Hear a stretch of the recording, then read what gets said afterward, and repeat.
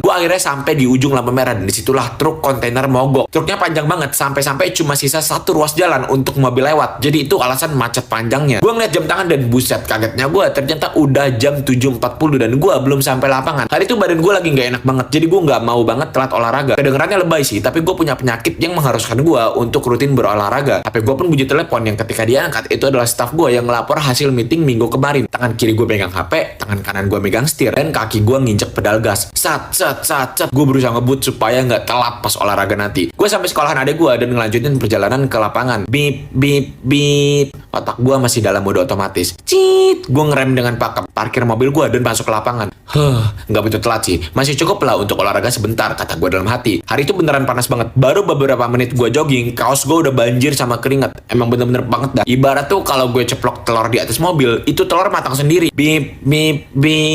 Otak gue masih dalam mode otomatis. Gue pun menghela nafas setelah lari beberapa putaran. Gue masuk ke mobil dan berangkat. Hari itu gue agak sedikit telat nyampe kantor. Jadi basement udah penuh dan gue harus parkir di lahan kosong 2 kiloan dari kantor. Ada tau begini mah gue nggak usah olahraga tadi. Kan jogging juga jatuhnya. Gue parkir dan lari ke kantor. Bip.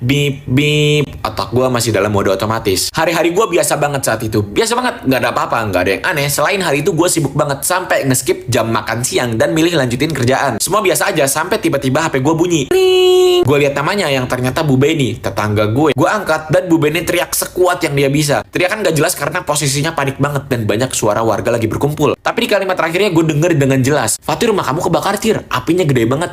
Udah lebih dari setengahnya hangus. Bip. Otak gue masuk ke mode manual. Rumah kebakaran. Kebakaran itu panas. Apa gara-gara cuacanya yang panas banget? Bip. Otak gue menarik memori ingatan gue. Mata gue terbelalak dan gue terdiam kaku. Gue baru ingat. Pagi tadi harusnya gue balik lagi ke rumah buat matiin kompor dan anterin minuman adik gue. Gue lihat jam dan sekarang udah jam 3:30. Hampir 9 jam gue ngebiarin kompor itu nyala tanpa ada yang ngawasin. Gue izin sama staff gue dan bergegas ke mobil. Kok bisa lupa? Gue mukul kepala sambil lari ke arah mobil. Seketika gue memperlambat larian gue. Perut gue yang kerocongan buat gue sakit perut dan lapar banget. Tapi gak ada waktu untuk itu. Gue masuk ke mobil dan ngebut. Efek penyakit gue pun kayaknya kambuh. Jalanan mulai terlihat berbayang dan mobil lain seakan mau menghantam gue. Halusinasi ekstrim mulai menyelimuti pikiran gue. Penyakit gue kambuh di waktu yang gak tepat banget. Gue mencium bau semacam baked stick gitu yang enak banget. Apa ya Indonesianya ya? Stick panggang gitulah. Yang memang bagian dari halusinasi gue yang merembet ke semua panca indera. Gue takut banget terjadi insiden, celaka atau apalah itu. Tapi untungnya selamat. Bip. Otak gue masih dalam mode manual. Gue sampai di gerbang komplek. Jalanan dipenuhi warga sehingga mobil gue nggak bisa masuk. Gue mikirin mobil dan nyurusuk masuk ke kerumunan. Disitulah rumah gue. Tempat tinggal yang selama ini menjadi tempat teduh.